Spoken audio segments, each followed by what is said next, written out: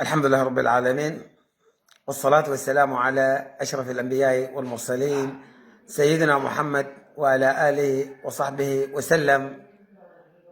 إخوتي وأحبابي ومتابعي صفحتي، السلام عليكم ورحمة الله وبركاته. اليوم الأربعاء الموافق 28 من يناير من عام 2026. أصبحنا وأصبح الملك لله الواحد الأحد في مدينة الدلن في أمن وأمان وسلام وصحة وعافية. اليوم إن شاء الله هنالك تحية خاصة، تحية أرسلها إلى رجل قام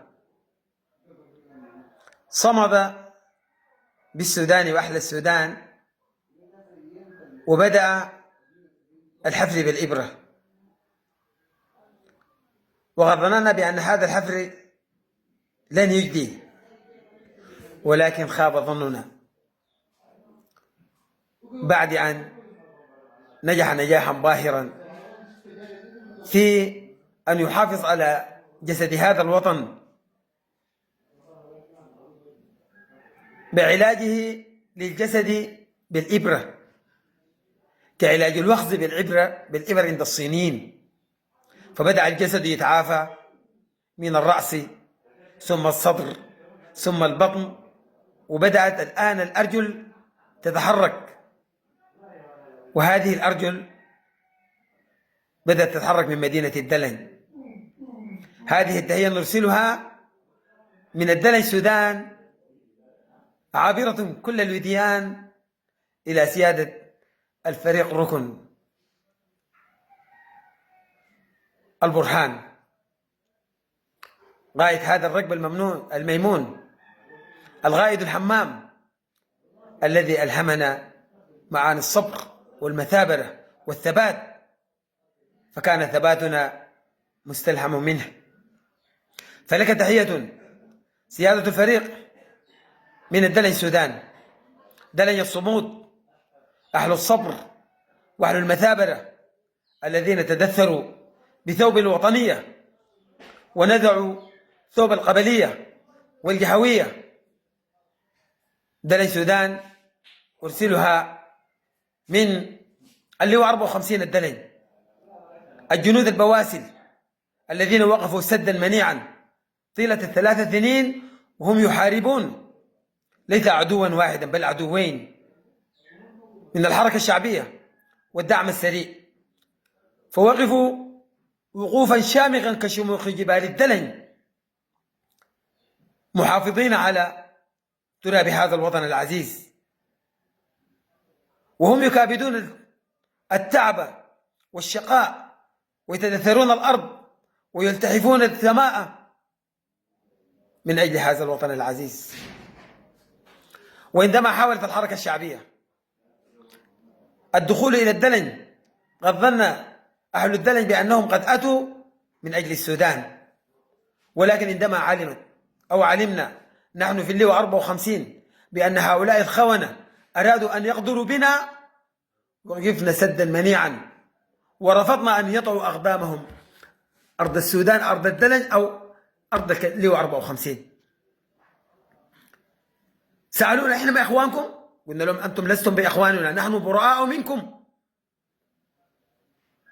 لأنكم لم تتدثروا بثوب الوطنية، أنتم ما مننا ولا أهلنا. اللواء 54 كله دخلوا الخنادق، قال لهم والله لو عايزين تطعوا أرض اللواء 54 أو الدلن إلا على أجسادنا. فكان هذا الموقف وقف بطولي من اللواء 54،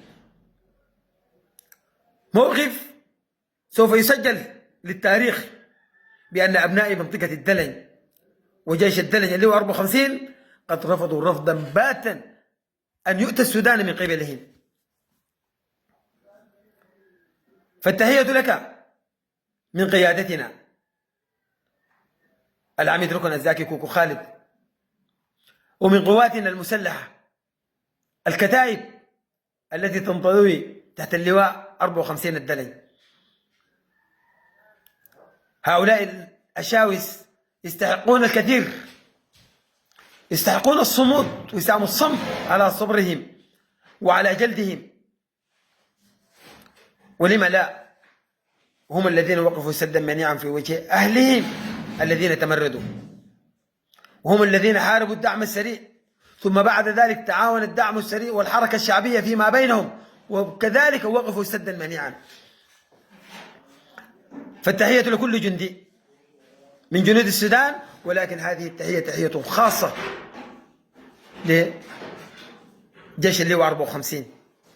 فلله دركم، فنحن هذه التحية نرسلها لك يا سيادة الرفيق فريق فرحان، تحية نرسلها لك، تحية معبقة بالحب والأمل ليوم منشود، ليوم غد، يوم تشرق فيه الشمس الانتصارات الباهرة، كما كانت الدلن هي أول قاسمة الظهر للدعم السريع. بإذنه سبحانه وتعالى نوعدك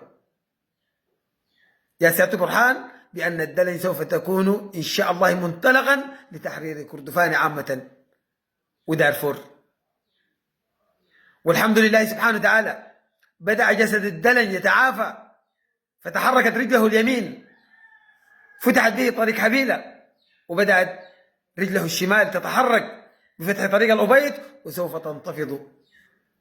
الدلج واقفة شامخة، وبانتفاضة الدلج سوف ينتفض السودان عامة، وسوف ننتصر بإذن الله سبحانه وتعالى.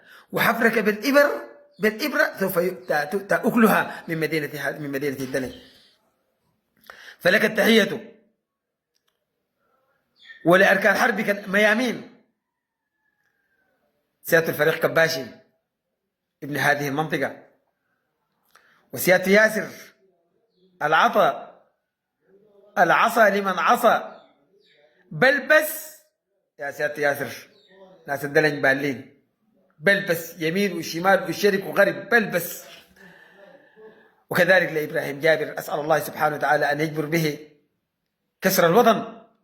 فلكم التحية قادتي، لكم التحية والتجلة من أهل الدلج الصامدون، ونحن ننتظرك يا سيادة البرهان لكي تحتسي معنا فنجان قهوة في اللواء 54 أو فنجان قهوة في أي شارع من شوارع الدلج. والدلج هي عروس الجبال، والآن هي تتزين وتتجمل لاستقبال هؤلاء الأبطال الذين ساروا برب هذا الوطن إلى بر الأمان. فلكم التحية والتجلة، ولكم من الدلج سلام، من الدلج سلام. طبتم وطاب مقامكم وتبوأتم من الجنة مغدا، والسلام عليكم ورحمة الله وبركاته.